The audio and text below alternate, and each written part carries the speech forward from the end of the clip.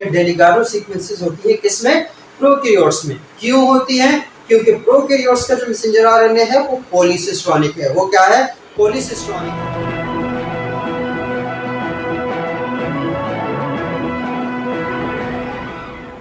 अस्सलाम वालेकुम स्टूडेंट्स। तो आज हम पढ़ने जा रहे हैं द डिफरेंसेस बिटवीन प्रोकैरियोटिक और यूकैरियोटिक जो ट्रांसलेशन है, जो प्रोटीन सिंथेसिस है।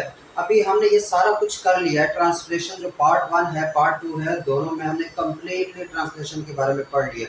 इवन जो डिफरेंसेस हैं वो भी वहाँ पे हमने वन बाय वन उनको डिस्कस किया हुआ है। यहाँ पे अलग से बताने का यही मकसद है कि कभी कभी क्वेश्चन आ जाता है the differences between prokaryotic and eukaryotic protein synthesis. तो वो प्रोकैरियोट्स में कैसे होते हैं, यूकैरियोट्स में कैसे होते हैं, उनमें क्या डिफरेंसेस हैं, वो हमने अलग से एक टॉपिक में डिस्कस करना है कि कौन कौन सी ऐसी डिफरेंसेस हैं यूकैरियोट्स और प्रोकैरियोट्स के प्रोटीन सिंथेसिस में। तो चलो हमारे पास टॉपिक क्या होने वाला है, डिफरेंसेस। क्या है हमारे पास टॉपिक? डिफरेंसेस बिटवीन प्रोकैरियोटिक, क्या है? Prokaryotic and eukaryotic protein synthesis. क्या टॉपिक है हमारे पास? काफी लंबा नाम है लेकिन टॉपिक इतना बड़ा नहीं है। The differences between prokaryotic and eukaryotic protein synthesis.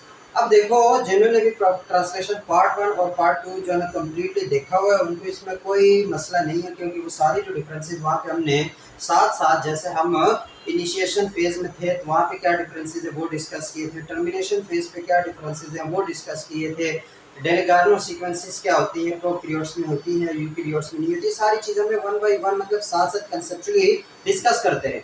यहाँ पे जस्ट उनको एक ही जगह इकट्ठे करके हमने डिस्कस करना है। तो सबसे पहले हमारे पास जो डिफरेंस आता है प्रोकैरियोटिक और यूकैरियोटिक प्रोटीन सिंथेसिस में, पहले तो ये पता होना चाहिए कि प्रोकैरियोट्स कौन से होंगे। वो वाले सेल जिनके अंदर प्रॉपर न्यूक्लियस नहीं होता उनको कहते हैं प्रोकैरियोट्स। और यूकैरियोट्स क्या? जिनके अंदर प्रॉपर न्यूक्लियस होते हैं, जिनमें हम आ जाते हैं। प्रोकैरियोट्स में हमारे पास जितने भी बैक्टीरिया और आर्काई हैं ये हमारे पास प्रोकैरियोट्स में फॉल करते हैं।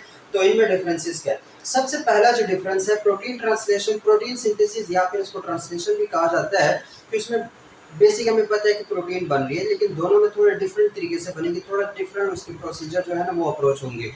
तो सबसे पहले जो हमारे पास डिफरेंस है, हमने देखा सबसे पहले ट्रांसलेशन में जो चीज इंपॉर्टेंट है वो राइबोसोम है। तो स्ट्रक्चर ऑफ राइबोसोम जो है उसको हमने सबसे पहले डिस्कस करना है। किसको? Structure of ribosomes. अब ये बड़ा बेसिक सा डिफरेंस है, इसमें कौन से कोई ज्यादा मतलब बताने वाली कोई बात नहीं है, क्योंकि सबको पता है राइबोसोम्स का जो प्रोकैरियोटिक और यूकैरियोटिक डिफरेंस है वो सबको पता है। और वो हमारे पास श्वेटबर्ग यूनिट के हवाले से, कि जो हमारे पास प्रोकैरियोटिक राइबोसोम्स होते हैं, यहाँ पे क्या लिखा है, ये प्रोकैरियोटिक है और ये यूकैरियोटिक है, ठीक है। तो जो प्रोकैरियोटिक राइबोसोम्स है उनके भी दो ही पार्ट्स होते हैं, लेकिन जो स्मॉलर पार्ट होता है, कौन से वाला? जो स्मॉलर पार्ट होता है वो प्रोकैरियोट्स में होता है 30s का। किसका होता है? 30s का। 30s क्या है? श्वेटबर्ग यूनिट है, सेडिमेंटेशन यूनिट है। तो इसके लिए जो structure of ribosomes and how to derive the sedimentation unit, वो इक्वेशन है, वो लेक्चर देख लो तो कंप्लीटली सब कुछ समझ आ जाएगा, ठीक है। यहाँ पे हम लेक्चर को ज्यादा नहीं खींचेंगे, सिर्फ हम डिफरेंसेस बता रहे हैं, ठीक है। तो स्मॉलर पार्ट राइबोसोम्स का प्रोकैरियोट्स में कितना होता है? 30s का, जबकि यूकैरियोट्स में स्मॉलर पार्ट कितना होता है? 40s का। ऐसा ही है, सबको पता है। जो लार्जर पार्ट है राइबोसोम्स का वो कितना होता है हमारे पास? किसमें? प्रोकैरियोट्स में वो 50s का होता है। कितना होता है? 50s का। और यूकैरियोट्स में वो कितने का होता है? 60s का। समझ आ गई क्या क्या डिफरेंसेस है? पहला डिफरेंस तुम लोगों ने नोट करना है स्ट्रक्चर ऑफ राइबोसोम्स का, कि राइबोसोम्स जो है जो ट्रांसलेशन में टेक पार्ट करेंगे वो प्रोकैरियोट्स में होंगे 30s और 50s वाले, जबकि यूकैरियोट्स में वो होते हैं 40s और 60s वाले। और लेक्चर के दौरान हमें ये बात कंप्लीटली डिस्कस करनी थी, 30s और 50s का इतना ज़्यादा फायदा है कि जो हमारा ड्रग टारगेटिंग सिस्टम है, वो जो एंटीबायोटिक्स को हमने डिस्कस किया था कि वो एंटीबायोटिक्स इनको जाके क्या करेंगे? टारगेट करेंगे, उसके हवाले से फिर बैक्टीरिया को मार देते हैं। तो वो सिस्टम है हमारे पास प्रोकैरियोट्स का। अगर ओवरऑल देखें तो इसका ओवरऑल जो राइबोसोम्स है वो प्रोकैरियोट्स में कितने होने चाहिए बताओ जरा? 70s होना चाहिए ना, 80s नहीं होगा, क्योंकि हमने कहा है ये एडिटिव प्रॉपर्टी नहीं है। तो ये हमारे पास 70s है, और यहाँ पे जो होंगे टोटल राइबोसोम वो 80s वाले होंगे। किस वाले होंगे? 80s वाले। तो ये 70s है, वो 80s है, इसका मतलब ये कि ये थोड़े से छोटे होंगे। ये क्या होंगे? थोड़े से छोटे राइबोसोम्स होंगे और थोड़े से बड़े राइबोसोम्स होंगे। तो एक फर्क हमारे पास स्ट्रक्चर ऑफ राइबोसोम्स के हवाले से, कि राइबोसोम जो है वो प्रोटीन सिंथेसिस में डिफरेंट होते हैं प्रोकैरियोट्स में और यूकैरियोट्स में। प्रोकैरियोट्स में वो 70s वाले टेक पार्ट होते हैं और हमारे पास यूकैरियोट्स में 80s वाले होते हैं। अगर स्मॉलर पार्ट की बात करें तो वो 30s है प्रोकैरियोट्स में और लार्जर पार्ट उसका 50s होता है, जबकि यहाँ पे यूकैरियोट्स में वो 40s और 60s है। एक बात ये होगी, दूसरे जो इसके जो एग्जांपल कह रहा हूँ, जो दूसरी डिफरेंस हमने डिस्कस की थी, बड़ी डिटेल में डिस्कस की थी, वो थी साइट ऑफ सिंथेसिस। क्या है? साइट ऑफ सिंथेसिस कि जो ट्रांसलेशन है, जो हमारे पास प्रोटीन की सिंथेसिस है, वो होगी कहाँ पे? वो हमारे पास कहाँ पे होगी? तो वो प्रोकैरियोट्स में जो सिंथेसिस होती है वो तो साइटोसोल में ही होती है। किसमें होती है? साइटोसोल। मतलब ये प्रोकैरियोटिक सेल है, उसके ये डीएनए और मैसेंजर आरएनए निकला और यहीं पे हमारे पास राइबोसोम से कौन सा वाले 70s वाले, तो उन्होंने यहाँ से इसकी ट्रांसलेशन स्टार्ट कर दी। तो यहाँ पे सिंथेसिस होती है प्रोटीन्स की साइटोसोल के अंदर। प्रोकैरियोट्स में तो देखो, प्रोकैरियोट्स में साइटोसोल में तो होती ही है। इस पे हमने अलग से एक लेक्चर जो रिकॉर्ड करवाया था, कौन सा वाला? राइबोसोमल ट्रांसलोकेशन वाला, कि उसमें साइटोसोल में मतलब फ्री राइबोसोम जो होते हैं, ये हमारे पास क्या है? एक यूकैरियोटिक सेल है, ठीक है, उसका डीएनए और मैसेंजर आरएनए है। तो बाहर आप देखो दो तरह के राइबोसोम्स मिलेंगे। एक फ्री राइबोसोम्स होते हैं जो कि साइटोसोल में होते हैं, दूसरे राइबोसोम्स होते हैं एंडोप्लाज्मिक रेटिकुलम पे। तो दोनों पे ट्रांसलेशन होती है। तो यहाँ पर जो साइट ऑफ सिंथेसिस की अगर बात करें तो प्रोकैरियोट्स में जो हमारे पास क्या है, क्या चीजें हमारे पास जो प्रोटीन सिंथेसिस होती है वो सिर्फ साइटोसोल में होती है, जबकि यूकैरियोट्स में हमारे पास साइटोसोल में भी होती है और रफ एंडोप्लाज्मिक रेटिकुलम के ऊपर भी होती है। तो यहाँ पे साइट ऑफ सिंथेसिस 2 है, यहाँ पे साइट ऑफ सिंथेसिस 1 है। सिर्फ साइटोसोल है, वहाँ पे साइटोसोल भी है और रफ एंडोप्लाज्मिक रेटिकुलम भी है। फिर हमें ये भी पता है कि रफ एंडोप्लाज्मिक रेटिकुलम पे कौन किस तरह के प्रोटीन्स होंगे हमारे पास, जो कि सिक्रेटरी प्रोटीन्स होंगे या जो किसी मेम्ब्रेन का टेक पार्ट होंगे या जो लाइसोसोम्स का टेक मतलब पार्ट बनेंगे, वो वाले प्रोटीन्स रफ एंडोप्लाज्मिक रेटिकुलम पे बनेंगे, बाकी प्रोटीन हमारे पास साइटोसोल में बनेंगे। तो ये चीजें देखो सिर्फ रिवीजन हो रही है, सारी चीजें हम डिस्कस कर चुके हैं। ये वाली भी होगी है, ये वाली भी होगी, साइटोसोल और रफ एंडोप्लाज्मिक रेटिकुलम।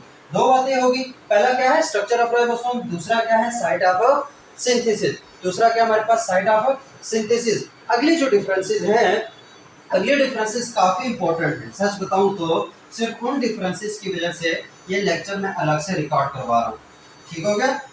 सिर्फ उन डिफरेंसेस की वजह से, और उसमें भी काफी सारे डिफरेंसेस जो है वो हम कर चुके हैं, ठीक है, वो हम कर चुके हैं। लेकिन सिर्फ एक ऐसा हमारे पास एक वर्ड है वहाँ पे बुक में, जो सेकंड ईयर की बुक है, वहाँ पे एक वर्ड है पॉलीसिस्ट्रोनी, ठीक है। तो उस पॉलीसिस्ट्रोनी या मोनोसिस्ट्रोनी को एक्सप्लेन नहीं किया हुआ, सिर्फ ये बताया होगा कि प्रोकैरियोट्स पॉलीसिस्ट्रोनिक है और यूकैरियोट्स मोनोसिस्ट्रोनिक है। तो इनमें क्या फ़र्क है, ये मतलब इन दोनों में फ़र्क है, लेकिन पॉलीसिस्ट्रोनिक क्या है और मोनोसिस्ट्रोनिक क्या है, इस चीज़ को आज हम इस लेक्चर में समझने जा रहे हैं। तो एक्चुअली में उस पॉलीसिस्ट्रोनिक और मोनोसिस्ट्रोनिक के लिए ये लेक्चर रिकॉर्ड हो रहा है। तो सबसे पहले देखो, तीसरे हमारे पास क्या है? पहले हमारे पास स्ट्रक्चर और राइबोसोम्स का डिफरेंस है, दूसरा साइट ऑफ सिंथेसिस का डिफरेंस है, तीसरा जो डिफरेंसेस आते हैं वो इनिशिएशन फेज में आते हैं। किसमें आते हैं? इनिशिएशन फेज में आते हैं। इनिशिएशन फेज में आते हैं, इसका मतलब क्या है कि जो हमारे पास इनिशिएशन फेज है वो ट्रांसलेशन का बता रहा हूँ, प्रोटीन सिंथेसिस ट्रांसलेशन को बोलते हैं। वो इनिशिएशन फेज प्रोकैरियोट्स का थोड़ा डिफरेंट होता है, यूकैरियोट्स का थोड़ा सा डिफरेंट होता है। ये बात जो है ना हम कंप्लीटली डिस्कस कर चुके हैं। और वो जो बच्चे अभी ये वाले लेक्चर पहली बार देख रहे हैं, तो अभी से बता रहा हूँ कि इससे पहले जो ट्रांसलेशन पार्ट 1 और पार्ट 2 है, लंबे लेक्चर है लेकिन फुली कंसेप्चुअल लेक्चर है, तो उनमें ये चीज़ हम डिस्कस कर चुके हैं। तो जो फॉलो कर रहे हैं उनको पता है कि ये चीज़ हमारे रिवाइज हो रही है। जो फॉलो नहीं कर रहे, जो अभी उनकी ये पहली वीडियो है, तो पहले जाके वो देख लेना ट्रांसलेशन पार्ट 1 पार्ट 2, इसके बाद देख लेना। इससे भी वैसे बहुत सारी बातें समझ आ जाती हैं। अगर कोई कंफ्यूजन है तो यहाँ पे अगर मैं कोई पॉइंट मिस कर रहा हूँ तो इट्स मी कि मैं पहले ऑलरेडी बता चुका, बड़ा बेसिक सा पॉइंट है। तो मैं बात क्या करने वाला क्या था, इनिशिएशन फेज जो है वो प्रोकैरियोट्स और यूकैरियोट्स में थोड़ा सा डिफरेंट है। कैसे डिफरेंट है अगर याद आ रहा हो तो सबसे पहले तो अगर हम बात करें, सबसे पहले बात तो वो जो AUG था, कौन सा स्टार्ट कोडान, AUG, वो AUG हमारे पास प्रोकैरियोट्स में कुछ और बना रहा था, यूकैरियोट्स में कुछ और बना रहा था। यूकैरियोटिक वालों को तो पता है कि AUG जो है वो इन केस ऑफ यूकैरियोट्स, इधर मैं प्रो लिख लेता हूँ, इधर यू लिख लेता हूँ। तो यूकैरियोट्स में जो AUG था, स्टार्ट कोडान जो था, वो किस चीज को सिंथेसाइज कर रहा था? एक अमीनो एसिड था जिसका नाम था मैथ्यूनिन। जिसका नाम क्या था? मैथ्यूनिन। तो प्रो यूकेरियोट्स में जो AUG है, जो स्टार्ट अमीनो एसिड है, जो पहला अमीनो एसिड होता है यूकेरियोट्स में, वो मैथ्यूनिन होता है। वो क्या होता है? मैथ्यूनिन होता है। जबकि प्रोकैरियोट्स में जो पहला हमारे पास क्या होता है? अमीनो एसिड होता है, जो स्टार्टिंग अमीनो एसिड होता है, जो फर्स्ट अमीनो एसिड होता है, वो उसको भी AUG ही सिंथेसाइज करता है, लेकिन वो थोड़ा सा मॉडिफाइड होता है। उस वक्त भी हमने बात की थी। तो वो होता है हमारे पास एन फॉर्माइल मैथ्यूनिन। वो क्या है हमारे पास? एन फॉर्माइल मैथ्यूनिन, या इसको इन शॉर्ट हम क्या कहते थे? एफमेट। इसको क्या बोलते थे? एफमेट। तो एफमेट का जो कॉन्सेप्ट है, जो एन फॉर्मल मैथ्यूनिन है, वो स्टार्टिंग अमीनो एसिड होता है। मतलब कोई भी हमारे पास ये एक पेप्टाइड बनता है ना, कौन सा एक पेप्टाइड ऐसे ट्रांसलेशन से बन गया था हमारे पास, प्राइमरी जो हमारे पास प्रोटीन होती है, प्राइमरी स्ट्रक्चर पेप्टाइड जिसको बोलते हैं। अब यूकेरियोट्स में उसका सबसे पहला जो अमीनो एसिड है वो मैथ्यूनिन है। वो क्या है? मैथ्यूनिन। जबकि प्रोकैरियोट्स में सबसे पहला अमीनो एसिड क्या होता है? N formyl methionine. थोड़ा सा मॉडिफाइड हुआ होता है, मैथ्यूनिन है लेकिन उसमें फॉर्माइल ग्रुप आ गया होता है, एन फॉर्माइल मैथ्यूनिन।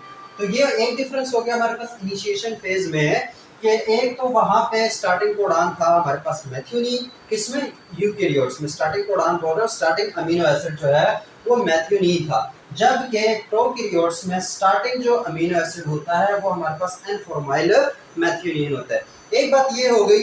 दूसरी बात अगर तुम लोगों को थोड़ी सी याद आ रही है, तो हमने डेलिगार्नो सीक्वेंसेस की बात की थी। दूसरी बात क्या की थी हमने? डेलिगार्नो सीक्वेंसेस की। अब डेलिगार्नो सीक्वेंसेस क्या थे? यहाँ पे देख लेता हूँ। डेलिगार्नो सीक्वेंसेस, डेलिगार्नो सीक्वेंसेस, डेलिगार्नो सीक्वेंसेस क्या थी? कि ये हमारे पास एक मैसेंजर आरएनए है, ठीक है। प्रोकैरियोट्स में बात कर रहा हूँ, किसमें? प्रोकैरियोट्स में। ये एक मैसेंजर आरएनए है और ये इसका स्टार्टिंग कोडान है AUG। कौन सा है? AUG।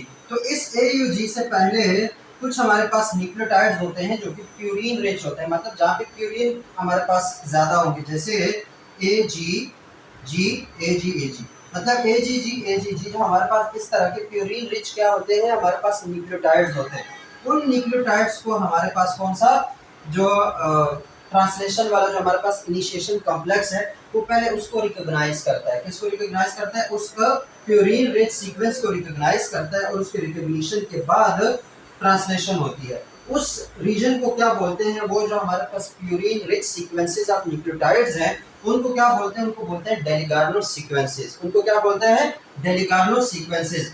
और ये डेलिगार्नो सीक्वेंसेस जो है ये प्रोकैरियोट्स में होती है, यूकेरियोट्स में नहीं होती। और याद रखना ये होती है हमारे पास नियर द 5 प्राइम एंड। जो 5 प्राइम एंड होता है मैसेंजर आरएनए का, उसके करीब होती है हमारे पास Dalgarno sequences in case of prokaryotes. Eukaryotes में कोई डेलिगार्नो सीक्वेंसेस नहीं होती। वहां पे जो स्टार्ट होती है, मतलब जो ट्रांसलेशन स्टार्ट होती है, वो डायरेक्ट जो है ना 5 प्राइम से स्टार्ट हो जाती है। पहला ही जो AUG है उसको वो as a start codon consider करके ट्रांसलेशन स्टार्ट कर देते हैं। यहाँ पे ऐसा क्यों होता है? इसका आंसर अभी आके आने वाला है पॉलीसिस्ट्रोनिक और मोनोसिस्ट्रोनिक में। जो बुक में लिखा हुआ मैं बता दूं कि हमारे पास जो क्या है? प्रोकैरियोटिक मैसेंजर आरएनए है। कौन सा वाला? प्रोकैरियोटिक जो मैसेंजर आरएनए है वो होता है हमारे पास पॉलीसिस्ट्रोनिक। वो क्या होता है? पॉलीसिस्ट्रोनिक। जबकि यूकेरियोटिक जो मैसेंजर आरएनए है वो होता है हमारे पास मोनोसिस्ट्रोनिक। क्या होता है? मोनोसिस्ट्रोनिक। दोनों में ये डिफरेंस है। इनका मैसेंजर आरएनए क्या होता है? पॉलीसिस्ट्रोनिक। उनका मैसेंजर आरएनए मतलब यूकेरियोट्स का मैसेंजर आरएनए कैसा होता है? मोनोसिस्ट्रोनिक। अब ये चीजें क्या है? पॉलीसिस्ट्रोनिक और मोनोसिस्ट्रोनिक क्या है? इस चीज के लिए पूरा लेक्चर रिकॉर्ड हो रहा है, तो हमें इस चीज को बड़े डिटेल में समझना है, पॉलीसिस्ट्रोनिक और मोनोसिस्ट्रोनिक में। और जब ये पॉलीसिस्ट्रोनिक समझ आ जाएगा तो तब ये भी समझ आ जाएगा कि यहाँ पे डेलिगार्नो सीक्वेंसेस कितनी इंपॉर्टेंट थी, यहाँ पे उनकी इतनी ज्यादा जरूरत क्यों थी, ड्यू टू पॉलीसिस्ट्रोनिक। तो अब इस चीज को समझने के लिए अपने कान खोल लो और आंखें इधर कर लो, ठीक है।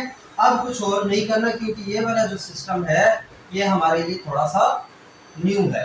इससे पहले वाले जो है वो सारे हम किसमें? पहले वाले पार्ट में ट्रांसलेशन पार्ट 1, पार्ट 2 और राइबोसोमल ट्रांसलोकेशन 3 लेक्चर थे ट्रांसलेशन पे, तो उनमें हम इस चीज को कंप्लीटली डिस्कस कर चुके हैं। आज अभी हमने इसमें पॉलीसिस्ट्रोनिक को समझना है। किसको समझना है? पॉलीसिस्ट्रोनिक समझ आ जाएगी तो मोनोसिस्ट्रोनिक इजी है। Polycistronic messenger RNA. What is polycistronic messenger RNA? Question आता है, ठीक है। तो what is polycistronic messenger RNA? In short अगर इसकी मैं डेफिनेशन बता दूं तो पॉलीसिस्टोनिक मैसेंजर आरएनए एक ऐसा मैसेंजर आरएनए होगा जो कि मल्टीपल जीन्स के लिए एक ही मैसेंजर आरएनए यूज होता है, या फिर एक ही मैसेंजर आरएनए से काफी सारे प्रोटीन्स बन जाते हैं। क्या बन जाते हैं? मतलब एक मैसेंजर आरएनए होगा और उससे मल्टीपल प्रोटीन्स बनती है, उसको बोलते हैं पॉलीसिस्टोनिक मैसेंजर आरएनए। जबकि मोनोसिस्टोनिक मतलब एक मैसेंजर आरएनए से एक ही टाइप की प्रोटीन बनती है, उसको मोनोसिस्टोनिक मैसेंजर आरएनए बोलते हैं। मुझे पता है समझ नहीं आ रही, इसलिए हम एग्जांपल हमेशा कोड करते हैं, तो एग्जांपल से हमने समझना है पॉलीसिस्टोनिक मैसेंजर आरएनए को।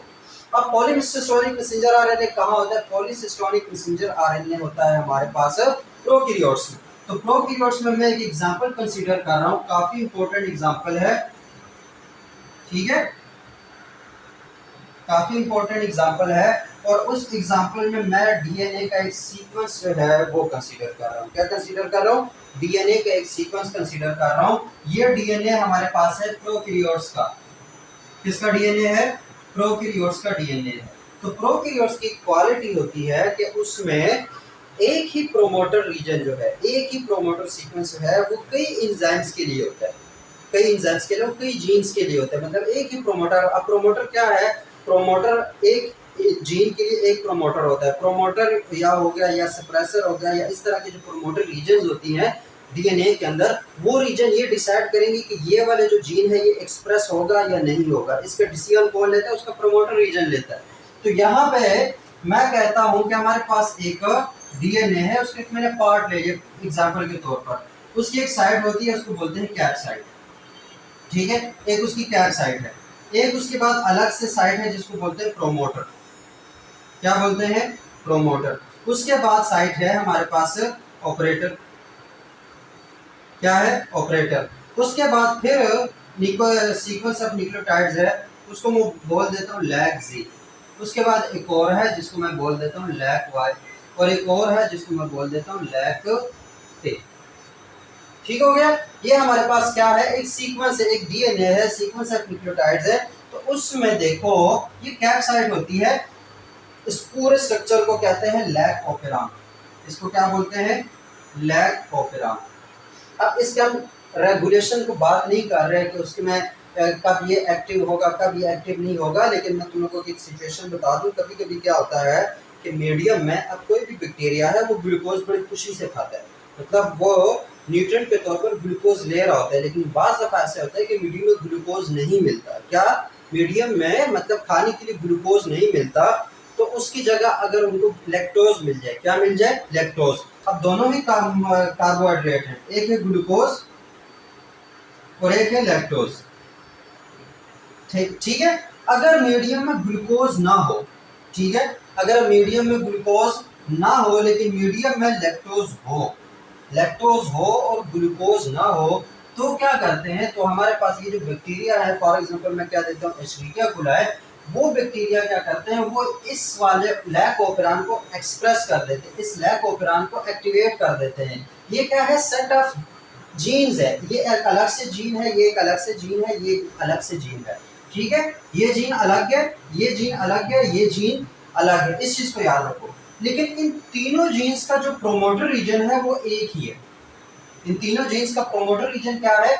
एक ही है। तो इसका मतलब क्या होगा? जब हमारे पास एशेरिकिया कोलाई में, किसमें? एशेरिकिया कोलाई में लैक्टोज अवेलेबल होता है, क्या अवेलेबल होता है? मीडियम में ग्लूकोज नहीं होता लेकिन लैक्टोज होता है, तो फिर इस लैक्टोज को खाने के लिए एक सेट ऑफ जीन्स को एक्टिवेट करता है, एक्सप्रेस करता है, जिससे वो लैक्टोज को खा सके। इस तरह के प्रोटीन्स बने जो कि लैक्टोज को डाइजेस्ट कर सके, लैक्टोज को तोड़ सके, इस तरह के एंजाइम उसको चाहिए होते हैं। जब ये चीज अवेलेबल होती है तो इसकी वजह से हमारे पास प्रोमोटर रीजन एक्सप्रेस हो जाता है। क्या हो जाता है? ये ऑन हो जाता है।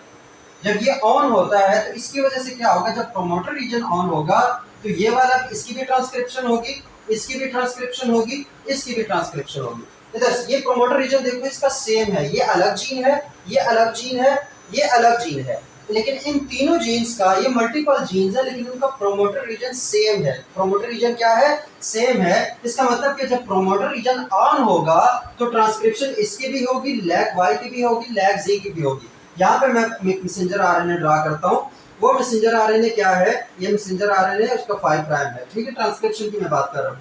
तो ट्रांसक्रिप्शन के बाद ये देखो एक मैसेंजर आ रहे हैं प्रोमोटर ऑपरेटर रीजन, उसने ट्रांसक्रिप्शन के हवाले से जो है उसमें है कि प्रोमोटर जो है वो ये डिसाइड करते हैं कि ट्रांसक्रिप्शन होगी कि नहीं होगी। अगर प्रोमोटर रीजन ऑन हो जाए तो इट्स मीन कि ट्रांसक्रिप्शन होगी। इसका मतलब क्या होगा कि ट्रांसक्रिप्शन होगी। तो यहाँ पे ट्रांसक्रिप्शन स्टार्ट होगी। बिल फर्स्ट पहले AUG आया, कौन से वाला, लैग-जी वाला। किसके वाला आया, लैग-जी वाला। फिर वो सारा ट्रांसक्रिप्ट हो गया, वो सारा क्या हो गया, ट्रांसक्रिप्ट हो गया। उसके बाद AUG दोबारा से आया, किस वाला, लैग-जी का, क्योंकि ये अलग से जीन है तो इसका स्टार्ट कोडान इस ये जो जीन है ये अलग से प्रोटीन बनाएगा, ये वाला जीन अलग से प्रोटीन बनाएगा, ये वाले जीन अलग से प्रोटीन बनाएगा। तो इस ये AUG, उसके बाद लैग-जी वाला ये सारा आया, फिर AUG आया, उसके बाद लैग-वाई वाला सारा आया, उसके बाद फिर AUG आया, और ये लैग ए वाला जो है वो सारे का सारा जो सीक्वेंस है वो कॉपी हो गया, वो हमारे पास ट्रांसक्रिप्शन हो गई इसकी। क्या हो गई इसकी, ट्रांसक्रिप्शन। उसके बाद इनका जो टर्मिनेटर रीजन है, ट्रांसक्रिप्शन के लिए भी तो टर्मिनेटर रीजन चाहिए होता है ना, तो वो जो टर्मिनेटर रीजन है वो भी एक ही होता है। क्या होता है, एक ही होता है। ये जो लैग ऑपरान है, लैग ऑपरान क्या है, लैक्टोज ऑपरान। अब ये सिस्टम है पूरा। इस लैग ऑपरान में देखो एक ही प्रोमोटर रीजन है, क्या है, एक ही प्रोमोटर रीजन है। उसके बाद मल्टीपल जीन्स हैं, क्या है, मल्टीपल जीन्स हैं। उसके बाद टर्मिनेटर रीजन भी एक है, टर्मिनेटर रीजन भी क्या है, एक है। तो इसके बाद देखो यहाँ पे आके टर्मिनेट कर देगा, मैसेंजर आरएनए हमारे पास बन गया। ये हमारे पास क्या बन गया, मैसेंजर आरएनए बन गया। यहाँ पे 3 प्राइम आ गया। तो अब इस मैसेंजर आरएनए में देखो तो एक AUG ये भी है, एक AUG ये भी है, एक AUG ये भी है। मतलब इसमें 3 डिफरेंट जीन्स है। ये वाला जीन भी है, लैग-जी जीन, लैग-वाई जीन और लैग-ए जीन। अब ये सारा कब एक्सप्रेस हुआ था, for the metabolism of lactose. Lactose को मेटाबॉलिज्म के लिए क्या किया हमने, इस बैक्टीरिया ने क्या किया, ये जो लैग ऑपरान वाला सिस्टम था ये एक्टिव कर दिया। प्रोमोटर रीजन एक्टिव होने की वजह से लैग-जी, लैग-वाई और लैग-ए ये तीनों जो है एक ही ट्रांसक्रिप्शन में, एक ही ट्रांसक्रिप्ट में इसकी सारी इंफॉर्मेशन आ गई हमारे पास। उसके बाद टर्मिनेटर रीजन भी एक हुआ। ये काम किस में होता है, ये सिर्फ और सिर्फ प्रोकैरियोट्स में होता है। तो अब देखो यहाँ से पॉलीसिस्टोनिक समझो, व्हाट इज पॉलीसिस्टोनिक मैसेंजर आरएनए। एक ऐसा मैसेंजर आरएनए, पॉलीसिस्टोनिक मैसेंजर आरएनए कौन सा होता है, ऐसा मैसेंजर आरएनए जिसमें उस जीन का या उस मैसेंजर आरएनए में प्रोमोटर रीजन भी एक हो, क्या हो, प्रोमोटर रीजन भी एक हो, टर्मिनेटर रीजन भी एक हो, टर्मिनेटर रीजन भी एक हो, लेकिन उसके अंदर ट्रांसक्रिप्ट मल्टीपल एंजाइम्स का, मल्टीपल जीन्स का हो, मल्टीपल जीन्स का ट्रांसक्रिप्ट इसके पास पड़ा हुआ है। मतलब इसके पास, इस मैसेंजर आरएनए के पास लैग-जी वाला भी पड़ा हुआ है, लैग-वाई वाला ट्रांसक्रिप्ट भी पड़ा हुआ है, लैग-ए वाला ट्रांसक्रिप्ट भी पड़ा हुआ है। तो जब ये मैसेंजर आरएनए बना तो इसके पास इस प्रोटीन की भी इंफॉर्मेशन है, इस प्रोटीन की भी इंफॉर्मेशन है, इस प्रोटीन की भी इंफॉर्मेशन है। तो ये तीनों इंफॉर्मेशन एक ही मैसेंजर आरएनए के ऊपर है। जब ये मैसेंजर आरएनए ट्रांसलेट होगा तो इसी मैसेंजर आरएनए से इस ये वाली लैग-जी की जो प्रोटीन है वो भी बनेगी। अभी मैं बता देता हूँ, लैग-जी जो है एक ऐसा जीन है जिससे बनता है हमारे पास बीटा गैलेक्टोसाइडेज। क्या बनता है, बीटा गैलेक्टोसाइडेज। अब बीटा गैलेक्टोसाइडेज हमारे पास क्या है, एक एंजाइम है। बीटा गैलेक्टोसाइडेज क्या है, एक एंजाइम है, एक ऐसा एंजाइम है जो कि लैक्टोज को कन्वर्ट करता है, किसमें, ग्लूकोज में प्लस गैलेक्टोज में। किसमें, ग्लूकोज और गैलेक्टोज दोनों में कन्वर्ट करता है। लैक्टोज क्या है हमारे पास, वो ग्लूकोज और गैलेक्टोज में कन्वर्ट करता है लैक्टोज को। कौन, ये जो बीटा गैलेक्टोसाइडेज एंजाइम है वो हमारे पास ये काम करता है। मतलब लैक्टोज हमारे पास अवेलेबल है तो इस लैक्टोज को तो पहले तोड़ना है। तोड़ने के लिए कौन सा एंजाइम यूज होगा, बीटा गैलेक्टोसाइडेज। वो बीटा गैलेक्टोसाइडेज क्या करेगा, वो ग्लूकोज और गैलेक्टोज में तोड़ देगा, किसको, लैक्टोज को। उसके बाद अगर लैग-वाई की बात करें तो ये हमारे पास एक प्रोटीन, एक एंजाइम बनाता है जिसको बोलते हैं बीटा गैलेक्टोसाइडेज। क्या नाम है इसका, बीटा गैलेक्टोसाइडेज परमिएज। अब ये वाला एंजाइम अलग है, वो वाला एंजाइम अलग है। बीटा गैलेक्टोसाइडेज का काम तो ये है। बीटा गैलेक्टोसाइडेज परमिएज एंजाइम का काम क्या होता है कि हमारे पास ये बिल फर्ज एक बैक्टीरिया का सेल है और ये उसमें मीडियम पड़ा हुआ है, ठीक है। ये बाहर एक मीडियम है जिसके अंदर लैक्टोज पड़ा हुआ है, बहुत सारा क्या पड़ा हुआ है इसमें, लैक्टोज पड़ा हुआ है। अब ये बैक्टीरिया है, अब इस लैक्टोज की एंट्री भी तो चाहिए ना, लैक्टोज ऐसे तो नहीं ना आ सकता इस बैक्टीरिया के अंदर, तो उसको एंट्री भी चाहिए। तो उस एंट्री के लिए क्या करता है कि ये जो लैग-वाई है, ये जो बीटा गैलेक्टोसाइडेज परमिएज प्रोटीन है हमारे पास, ये प्रोटीन जाती है मेम्ब्रेन में। किस में जाती है, मेम्ब्रेन में, वहां पे एम्बेड हो जाती है और एक सुराख सा बना लेती है। उस सुराख से जो लैक्टोज है वो अंदर आता है, मतलब उस सुराख से हमारे पास ये लैक्टोज आएगा अंदर। क्या आ जाएगा? अंदर आ जाएगा बैक्टीरिया में। बैक्टीरिया के अंदर लैक्टोज आएगा, तो लैक्टोज आने के बाद फिर लैक्स जो है वो बीटा गैलेक्टोसाइडेज बना के क्या करेगा, उस लैक्टोज को ग्लूकोज और गैलेक्टोज में कन्वर्ट कर देगा। तो यहाँ पे ये एंट्री के लिए भी मेम्ब्रेन चाहिए थी। वो मेम्ब्रेन कौन बनाता है? वो जो मेम्ब्रेन वाली प्रोटीन है वो कौन बनाता है? वो लैक वाई बनाता है। इसका फंक्शन अलग है, इसका फंक्शन अलग है। ये लैक्टोज को एंटर करवा रहा है, ये लैक्टोज को तोड़ रहा है। इसी तरह जो लैक ए है वो हमारे पास बनाता है बीटा गैलेक्टोसाइडेज। क्या बनाता है? Beta galactosidase trans acetylase. क्या बनाता है हमारे पास? Beta galactosidase trans acetylase. अब ट्रांस एसिटाइलेज का क्या फंक्शन है यहाँ पे लैब ऑपरेंट में, वो अभी तक साइंटिस्ट इस पे काम कर रहे हैं, लेकिन वैसे इसका काम क्या होता है, ये ग्रुप्स को ट्रांसफर करता है। ग्लूकोज को ग्लूकोज बना देगा, फ्रुक्टोज को ग्लूकोज बना देगा, मतलब थोड़ा जो फंक्शनल ग्रुप है उसको ट्रांसफर करता रहता है। तो वहां पर अब इसका काम एग्जैक्टली क्या है लैक ऑपरेंट में, वो अभी तक मतलब इस पे काम जारी है, लेकिन ये अलग बताने का मकसद यहाँ पे क्या है कि लैक ए जो है वो अलग से प्रोटीन बनाती है ट्रांस एसिटाइलेज। लैक वाई जो है वो अलग से प्रोटीन बनाता है परमिएज, तो लैक जी अलग से प्रोटीन बनाता है बीटा गैलेक्टोसाइडेज। अब ये प्रोटीन अलग है, ये प्रोटीन अलग है, ये प्रोटीन अलग है, लेकिन इन तीनों प्रोटीन्स के जो जीन्स हैं उनके लिए प्रोमोटर रीजन जो है वो क्या है हमारे पास? एक ही है। एक ही प्रोमोटर रीजन इन तीनों को कंट्रोल कर रहा है।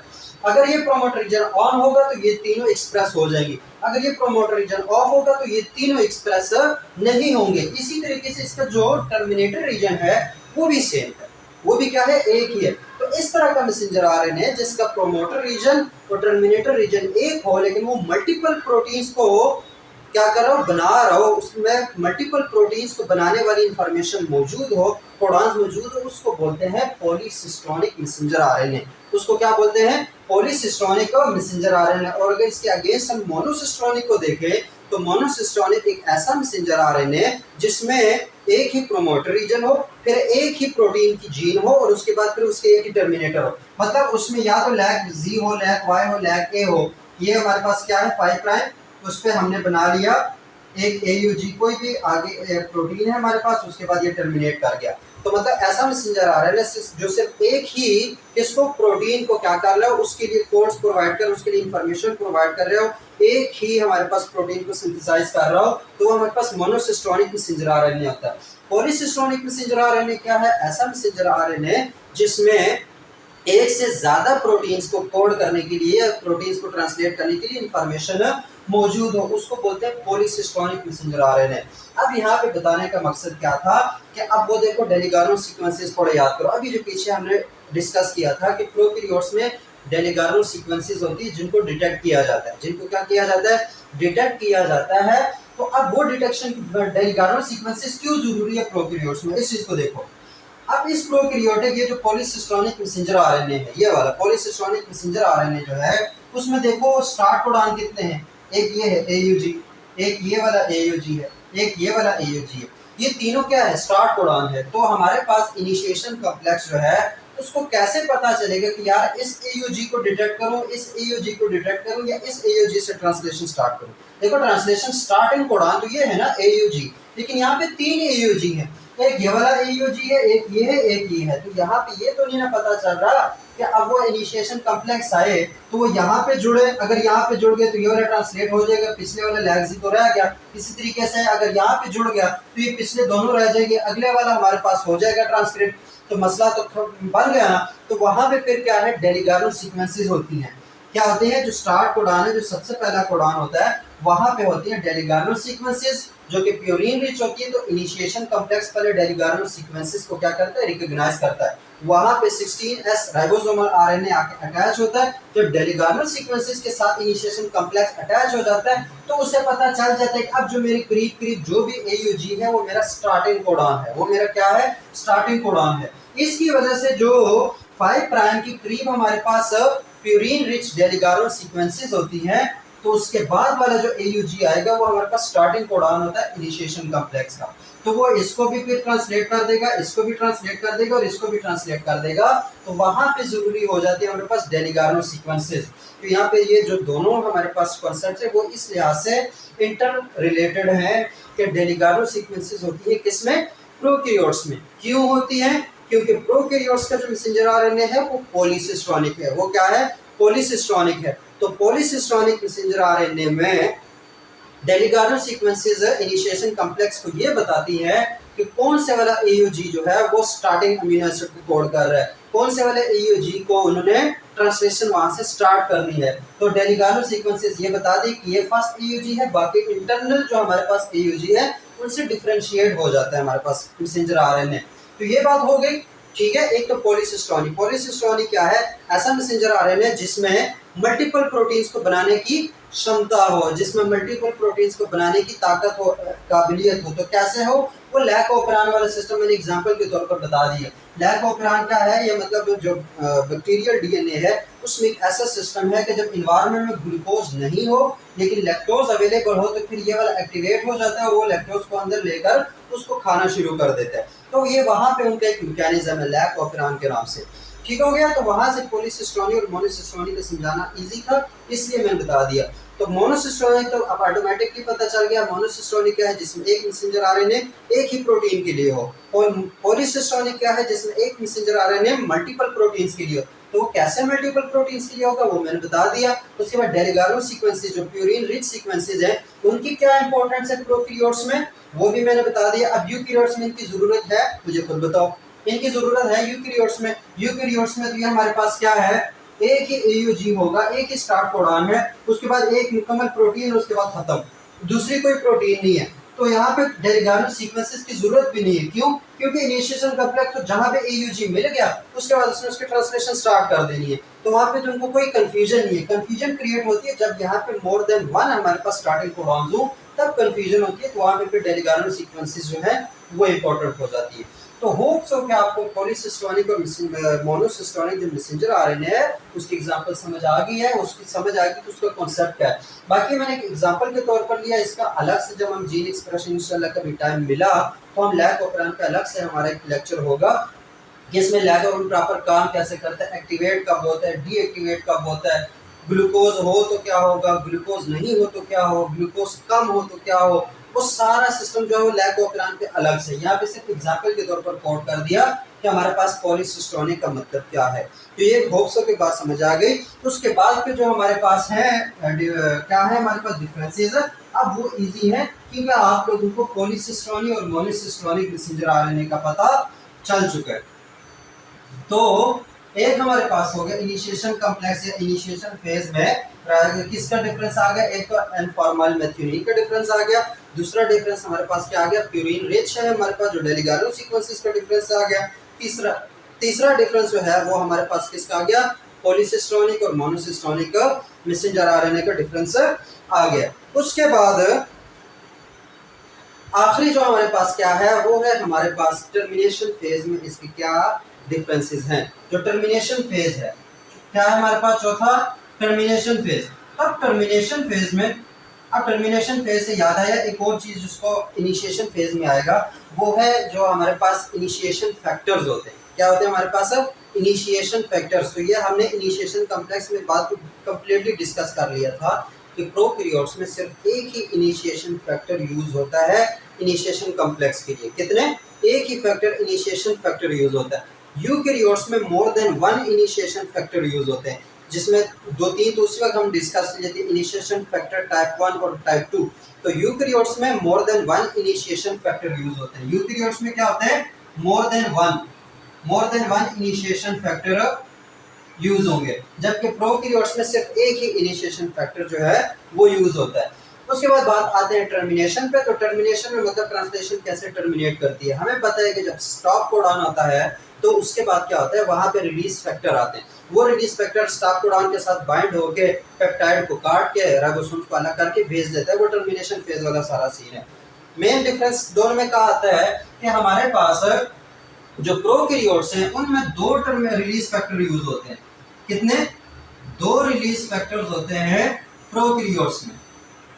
प्रोकैरियोट्स में टर्मिनेशन के लिए दो रिलीज फैक्टर यूज होते हैं, जबकि यूकैरियोट्स में सिर्फ एक ही रिलीज फैक्टर यूज होता है। मतलब वो जो टर्मिनेशन वाला सारा जो कॉन्सेप्ट है उसके लिए दो फैक्टर चाहिए होते हैं प्रोकैरियोट्स के केस में, और यूकैरियोट्स के केस में जस्ट वन फैक्टर जरूरी होता है। तो ये थे हमारे पास कुछ differences. Protein synthesis in eukaryotic and prokaryotic cells. तो उनमें क्या क्या डिफरेंसेस थे, हमने कोशिश की कि कंप्लीटली इस चीज को डिस्कस किया जाए। बाकी जितने भी डिफरेंसेस थे वो हमने लेक्चर के दौरान ही डिस्कस कर लिए थे, उनका जो कॉन्सेप्ट है। जैसे कि ट्रांसलेशन पार्ट 1 पार्ट 2 में हमने राइबोसोम्स को भी देख लिया था, डेलीगार्मो सीक्वेंसेस का देख लिया था, इनिशिएशन फैक्टर्स का देख लिया था, टर्मिनेशन फैक्टर्स का देख लिया था। मेन जो चीज़ यहाँ पे थी वो हमारे पास मोनोसिस्टोनिक और पॉलीसिस्टोनिक और इनका क्या डिफरेंस है।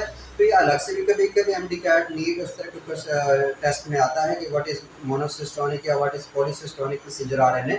तो आप लोगों को पता होना चाहिए कि पॉलीसिस्टोनिक मैसेंजर RNA एक ऐसा मैसेंजर RNA होगा जो एक से ज़्यादा प्रोटीन्स के लिए एक ही मैसेंजर RNA यूज हो, तो उसको हमारे पास पॉलीसिस्टोनिक मैसेंजर RNA कहा जाता है। तो उस पॉलीसिस्टोनिक की वजह से हमारे पास फिर डेलीगार्मो सीक्वेंसेस का कॉन्सेप्ट भी उठाता है। तो होप्स हो कि आपको काफ़ी सारी चीज़ें जो है वो समझ आ गई है। अगर कुछ चीज़ें समझ नहीं आती तो कमेंट कर दिया करो, आप लोगों के कमेंट पढ़े जाते हैं, कोशिश होती है कि हमारे कमेंट का जवाब दें।